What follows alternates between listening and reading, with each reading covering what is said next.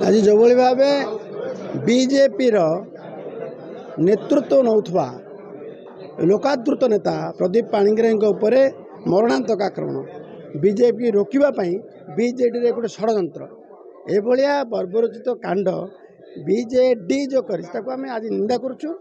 एवं बहु अपराध रे जड़ित स्वाधीन प्रार्थी ब्रह्मपुर विधानसभा आसन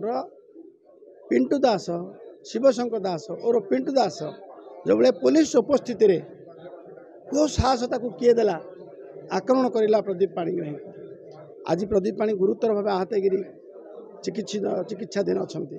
आम निंदा करुचे घटना को एवं तुरंत पिंटू दास सहयोगी मान कार्यानुष्ठान हो एवं पिंटू दास को तुरंत एनएसए लागू हो ये दाबी भारतीय जनता पार्टी रखुची एवं अबाध मुक्त निर्वाचन आशंका प्रकट कर अनुरोध करुचु अपराधी मान को काबू करा जाऊ नियंत्रण करा जाऊ अबाध मुक्त निर्वाचन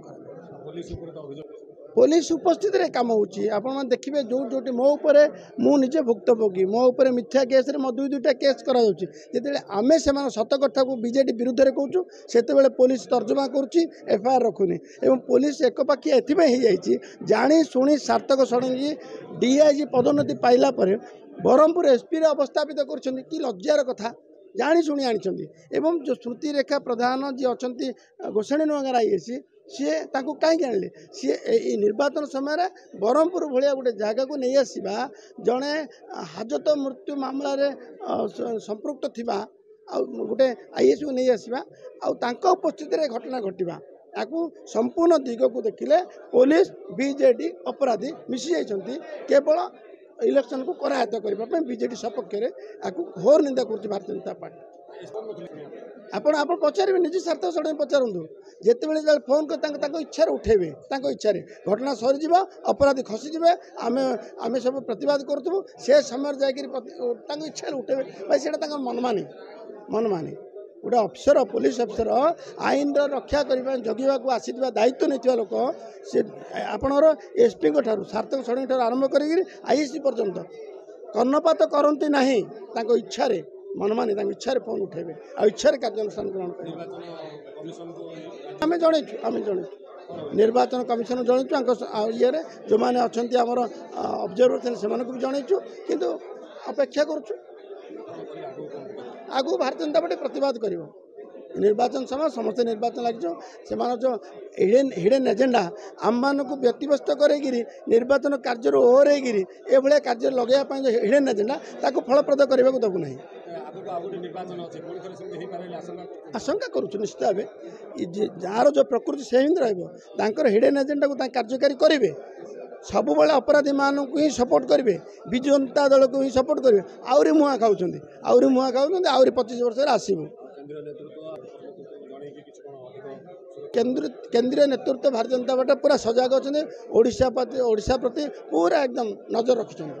कार्यानुष्ठान हम जो साधारण निर्वाचन है 13 तारिख में इलेक्शन पूर्व एवं इलेक्शन पर इलेक्शन दिन विजु जनता दलर कार्यकर्ता माने आमर कार्यकर्ता उपर मरणांतक आक्रमण होती आम एफआईआर देछु इलेक्शन पूर्व बहु एफआईआर देछु इलेक्शन दिन इलेक्शन परवर्ती किंतु अद्यावधि कौन सी घटनार कार्यानुष्ठान नहीं ना गोलंथरा थाना कथा कहतु के नुआगा थाना कथा कहतु जरड़ा थाना कथा कहतु 3टे जाक थाना एफआईआर किंतु कौन स्थित जो बीजेपी द्वारा जो कार्यकर्ता मान जो आक्रमण होती जो आम विजु जनता दल कार्यकर्ता जो एफआईआर देछु आज पर्यंत कौन से कार्यानुष्ठान ग्रहण करा जाए नहीं बरं विजु जनता दल द्वारा प्रायोजित जो मिछ केस दि जाए बीजेपी कार्यकर्ता को राताराति 307 दफा लगे कार्यानुष्ठान नहीं फरवर्ड कर जहाँकि अत्यंत स्पर्शकातर विषय प्राय 15 टारू ऊर्ध्व मामला सुरंगी कथा कहतु बड़पोल कथा कहतु नुआ मईसानपुर कथा कहतु पुराणा मईसानपुर कथा कहतु केसरीपड़ा पंचायतर तुटीपुर कथा कहतु लिमकुड़िया गाँ कथा कहतु गोलंथरा थाना अंडर रे आपणकर सुरल कथा कहतु ये समस्त अंचल एवं जाए आम बहु केस दि जाइए 15 ऊर्ध्व केस दि जाइए अद्यावधि कौन सी कार्यानुष्ठान पुलिस तरफ नि जाए बरं आम ना आमर कार्यकर्ता ना जो केस दि जाउची ताको अधिक तत्परता देखै और उच्च अधिकारी माने इंटरफेयर करी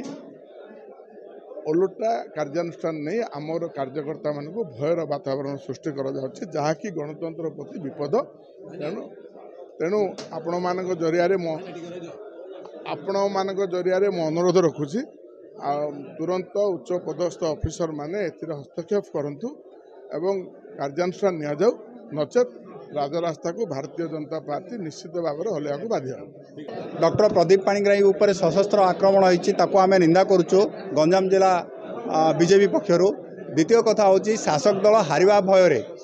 जो हिंसार आश्रय नहीं तुरंत हिंसा बंद करू नचेत भाजपा आपको सीरियसली नब एवं परवर्ती पर्यायर आम राजरास्ता को आसवा बाध्य हबू।